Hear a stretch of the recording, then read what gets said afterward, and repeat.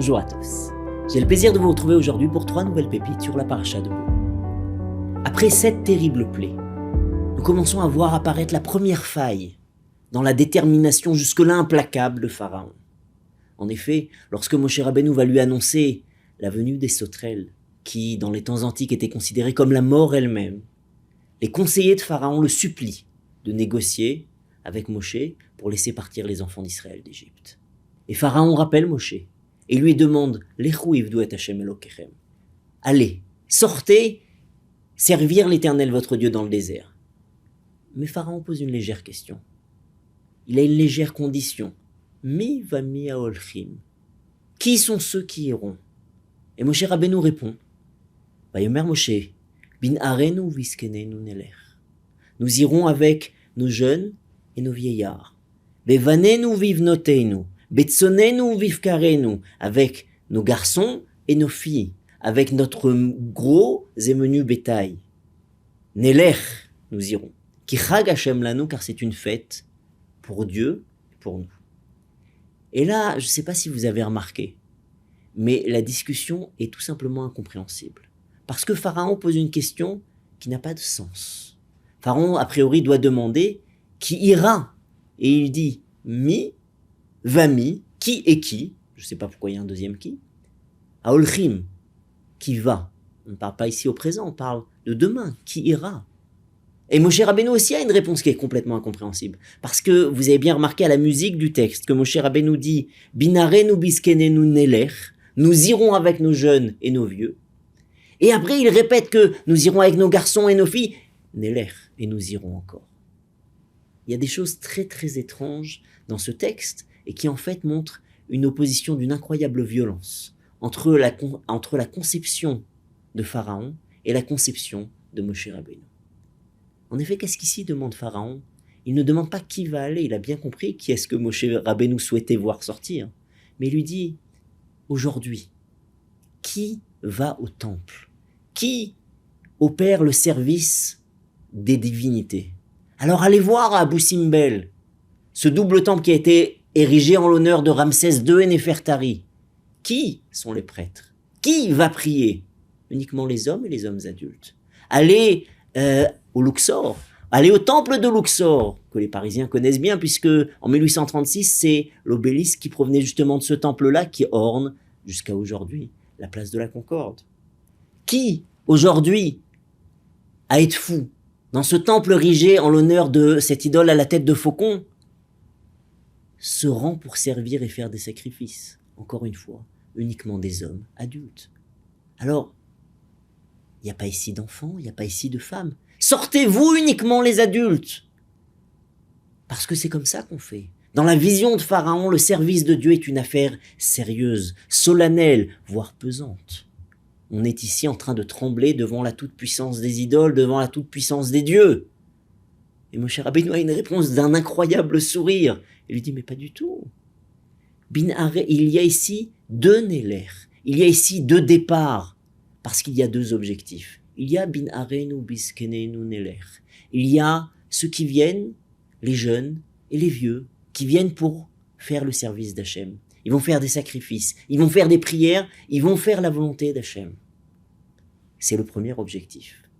Mais à part cela, il y a banenu bnotenu. Il y a nos enfants, garçons et filles.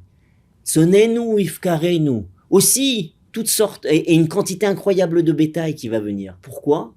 Réponse, eux, ils ont un autre objectif, Néler. C'est le 2e Néler, l'ambiance.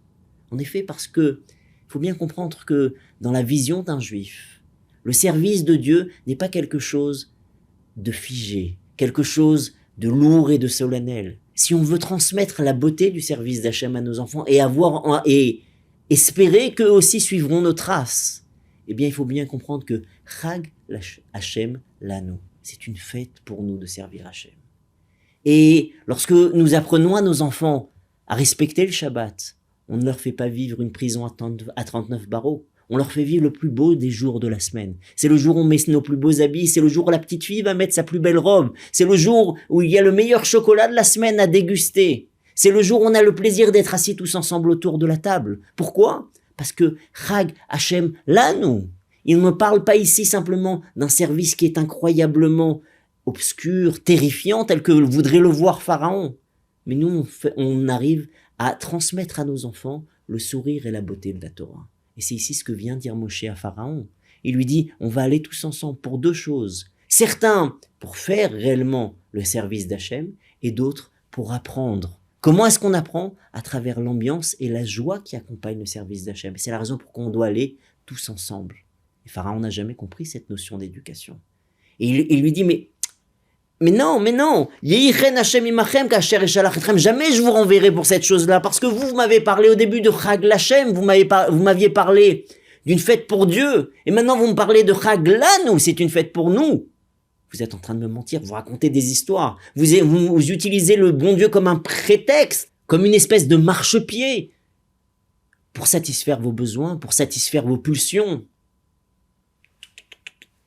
Les Chuna Gvarim, allez-vous les adultes, allez-vous les hommes. Et si ce n'est pas le cas, alors personne ne partira, parce que vous êtes des menteurs. Pharaon les chasse. Il n'a pas supporté l'idée qu'on pouvait être heureux dans le service d'Hachem. Ça sert à rien de lui expliquer. Mais ce que nous avons intégré, et c'est l'enseignement de Moshe Rabbeinu, comment est-ce qu'on va faire grandir un peuple? Comment est-ce qu'on va faire grandir des enfants en bonne santé, des enfants juifs en bonne santé? C'est en montrant que Chag Hachem l'Anu. Quand on vient et qu'on vient faire les mitzvot, ça se fait toujours avec le sourire, ça se fait toujours avec un plaisir incroyable. Et si vous le ressentez, vos enfants aussi le ressentiront. Et nous enchaînons de suite avec la deuxième pépite. La 9e plaie est la plaie de l'obscurité. Une obscurité terrifiante, saisissante, un plaie tout simplement incroyable. En effet, pendant 3 jours, une obscurité totale va s'abattre sur l'Égypte. Et le verset nous dit « Les gens ne se voyaient pas l'un l'autre. Ils ne pouvaient même pas bouger. Parce que l'obscurité, en fait, était telle que, nous dit le texte, nous dit le Midrash, elle avait une texture, elle avait une épaisseur. On pouvait la sentir. Et donc l'Égypte a été plongée dans un bain d'encre duquel il ne pouvait même pas bouger. Essayez de vous imaginer. Celui qui arrive et qui était en train de prendre sa douche est resté pendant 3 jours bloqué sous la douche. Celui qui était en train de manger est resté avec la bouche ouverte avec la nourriture pendant 3 jours dans la bouche. C'était terrible. Mais le pire n'est pas là. Parce que le Midrash demande, et quelle était l'épaisseur de l'obscurité? La réponse est surprenante. L'épaisseur était dinar, l'épaisseur d'une pièce d'or. Qu'est-ce que ça veut dire?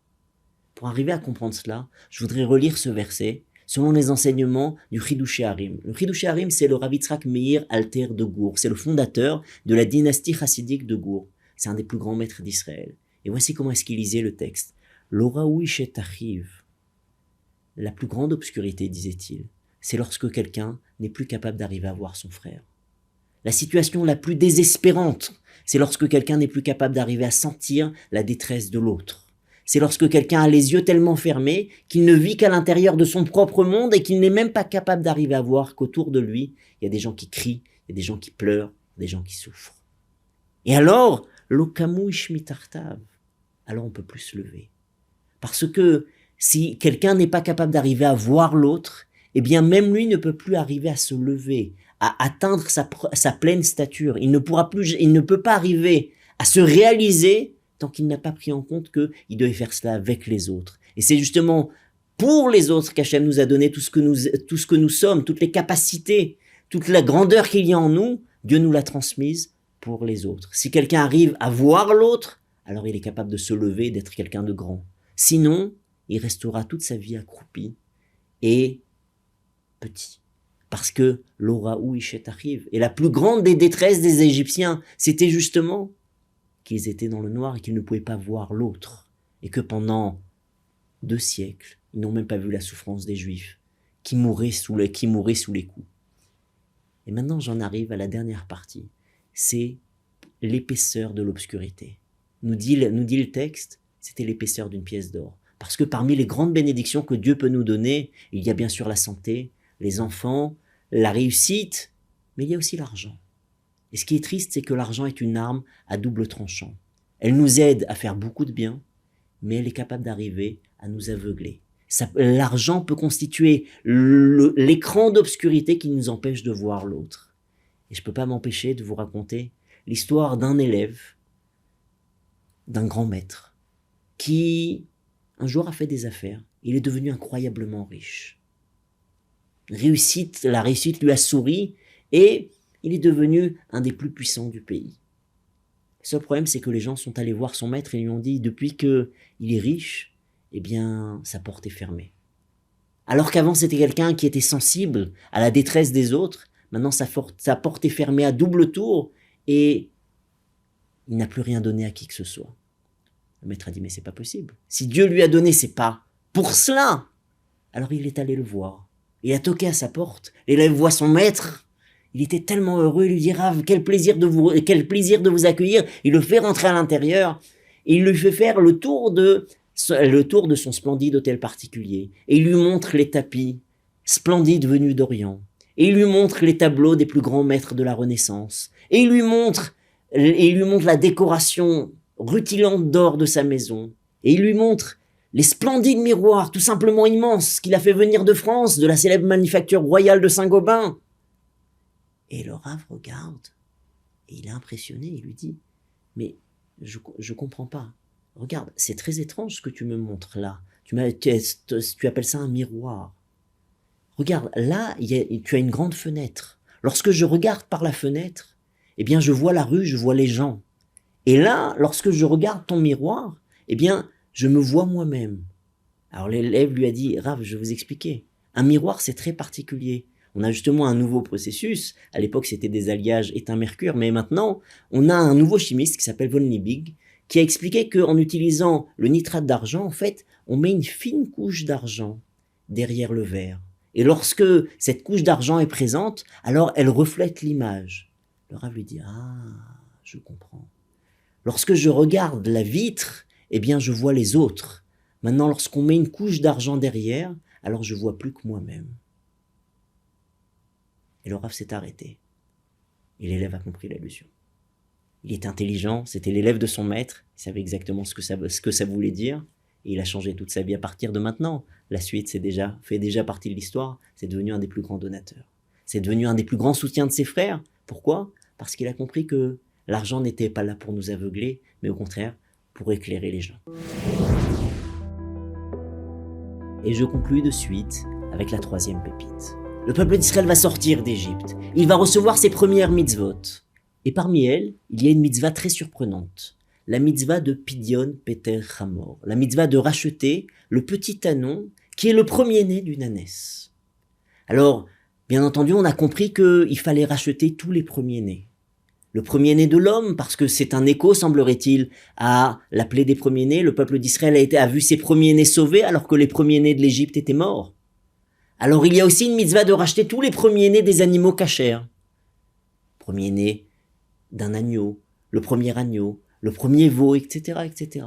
Mais parmi les animaux non cachers, il n'y a pas de mitzvah de racheter le premier petit poulain.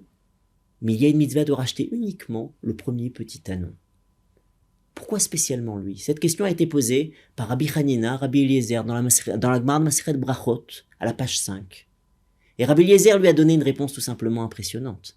Il lui a dit, écoute, lorsque le peuple d'Israël est sorti d'Égypte, même le plus pauvre était accompagné par 90 ânes libyens. C'était les ânes les plus forts, les plus solides, les semi-remorques de l'époque, chargés de toutes les richesses de l'Égypte. Et donc, ces 90 ânes par personne ont participé à la sortie d'Égypte. Et nous leur sommes reconnaissants. C'est la raison pour laquelle il y a une mitzvah particulière qui est destinée à l'âne. Et cette notion de reconnaissance est impressionnante parce qu'elle parcourt tel un fil d'Ariane tout ce qui touche à la sortie d'Égypte. Regardez. Le verset nous dit que Vanche Kodesh Tiyuli, vous serez un peuple saint pour moi. Bassar nevela bassadelo tochelu. Si vous trouvez si un animal qui est mort tout seul ou alors qui a été abattu improprement, eh bien la kelev tashlechunoto, on ne peut pas le manger, on le jette aux chiens. Pourquoi spécialement aux chiens ? Nos maîtres nous expliquent parce que lorsque les enfants d'Israël sont sortis d'Égypte, eh bien le rôle des chiens de garde était d'aboyer après les fuyards. Mais le peuple d'Israël est né dans un silence recueilli, est né dans un silence recueilli. En effet, nous sommes sortis d'Égypte dans le calme et la sérénité, parce qu'aucun chien n'a aboyé. Pour les remercier, alors on leur donne cette bête qui est morte. Et je continue. Moshe Rabbeinu a déclenché les plaies, mais pas toutes. En effet, lorsqu'il fallait changer le Nil en sang, ce n'est pas Moshe qui va le faire, mais Aaron à Cohen. Pourquoi? Nous expliquent nos maîtres, parce que Moshe Rabbeinu ne pouvait pas frapper le Nil qu'il avait sauvé lorsqu'il était enfant. Encore une notion de reconnaissance. Moshe Rabbeinu ne déclenchera pas la plaie des poux, parce qu'il ne pouvait pas frapper le sable qu'il a aidé à enfouir l'Égyptien qu'il avait tué. Et Moshe Rabbeinu, plein de reconnaissance, ne pourra pas porter atteinte à celui qui lui a fait du bien. Et on va aller encore beaucoup plus loin. Parce que la Torah nous dit, Lotetaev Mitzri, tu ne mépriseras pas l'Égyptien. Ki geraita be'artso, parce que tu étais étranger dans sa terre. Lorsque rien n'allait plus et que le monde était plongé dans la famine, les Égyptiens nous ont accueillis. Alors certes, c'était peut-être pas l'endroit de villégiature le plus confortable au monde, parce que on va avoir de très mauvais souvenirs là-bas. Parce on se rappelle surtout des millions de coups de fouet qui se sont abattus. C'est pas ça qui change. Au final, on a une reconnaissance pour les Égyptiens. Et cette reconnaissance-là, elle est impressionnante parce qu'elle touche tout ce qui est en rapport avec la sortie d'Égypte. Que ce soit l'Égyptien lui-même, que ce soit les animaux, comme l'âne ou le chien, voire même les minéraux, qui se soucient tellement peu du fait qu'on soit reconnaissant ou qu'on frappe le Nil ou qu'on frappe le sable. Et malgré tout, Moshe Rabbeinu ne le fera pas. Et la reconnaissance baigne tout ce qui est en rapport avec la sortie d'Égypte. Pourquoi est-ce que c'est aussi important? La réponse, c'est que la sortie d'Égypte, c'est le moment où on a coulé les fondations de la foi en Dieu. Le peuple d'Israël devient un peuple qui croit en Dieu au moment de la sortie d'Égypte. C'est la raison pour laquelle il y a eu une telle cataracte de miracles. Il n'y a plus aucune limite à la violence avec laquelle Dieu va renverser la nature. Que ce soit les 10 plaies, que ce soit la traversée de la mer Rouge, que ce soit chacun des détails où tout était miraculeux. Pourquoi? Parce que Dieu ici a enseigné au monde et au peuple d'Israël en particulier qu'il est géré le cosmos et notre destinée. À ce moment-là, on vient pour apprendre la foi et la émouna. Or, la base de la émouna, la base de la foi, c'est justement cette sensation incroyablement délicate que nous avons le matin lorsque nous nous levons et que nous voyons tous les bienfaits que Dieu nous a donnés. La santé, la possibilité de respirer, la possibilité de marcher, ma femme, mes enfants, le fait de pouvoir marcher, le fait d'avoir un toit sur la tête. À ce moment-là, je vois tout cela, je lève mes yeux vers Dieu et je lui dis « Modé ani lefanecha melech chai vekayam » je te remercie mon Dieu. C'est-à-dire que la fondation d'une foi en bonne santé, c'est la reconnaissance. Et si quelqu'un ne sait pas être reconnaissant, si sa reconnaissance est malade, elle est branlante, alors il ne pourra jamais atteindre une vraie émouna. Vous allez le voir directement chez Pharaon. Pharaon a commencé sa carrière en disant « Vayakom melech chadash al Mitzrayim asher lo yada et Yosef » s'est levé un nouveau roi sur l'Égypte qui ne connaissait plus Yosef. Ça veut dire quoi, tu ne connais plus Yosef? Yosef, ça a été le vice-roi qui a donné toute sa puissance économique, puis militaire à l'Égypte. Tout ce qu'est l'Égypte aujourd'hui, qui est sorti, qui a été passé sur le devant de la scène de l'histoire, c'est grâce à Yosef. Et maintenant, ce sont ces enfants que tu fais sombrer en esclavage. Comment est-ce possible? Sherloyada et Yosef. Pharaon décide d'oublier les bienfaits. Quelqu'un qui commence sa carrière comme ça, déjà dès le lendemain va dire Mi Hashem asher eshmar bekolo. Qui est Dieu pour que j'entende sa voix? Le manque de reconnaissance par rapport aux bienfaits que l'homme, l'animal ou le minéral m'a fait. Demain, c'est une fissure qui va amener un gouffre, une crevasse dans ma foi, dans mon rapport à Dieu. Et donc, lorsqu'on est en train ici de construire notre rapport à la foi, il est indispensable d'être reconnaissant envers tout le monde. C'est la raison pour laquelle tout ce qui touche la sortie d'Égypte entraîne la reconnaissance. Que ce soit le Nil, que ce soit le sable, que ce soit les Égyptiens, que ce soit les chiens ou que ce soit les ânes. Parce que le peuple d'Israël s'est construit à travers la reconnaissance qui l'a amené à la foi en Dieu. Et nous résumons de suite nos 3 pépites pour aujourd'hui. Lorsque Moshe Rabbeinu et Pharaon vont discuter, qui va sortir pour servir Dieu dans le désert? Ce n'est pas simplement des détails techniques qu'ils sont en train de discuter aujourd'hui. C'est une confrontation incroyablement violente entre deux visions du service divin, entre deux visions de l'éducation. Pour Pharaon, mi va mi aolchim. Qui dans le monde sert Dieu? Uniquement les adultes, uniquement les hommes. Les autres, un jour, quand ils y arriveront, ils y réfléchiront, ils iront au temple. Moshe Rabbeinu ne dit pas du tout.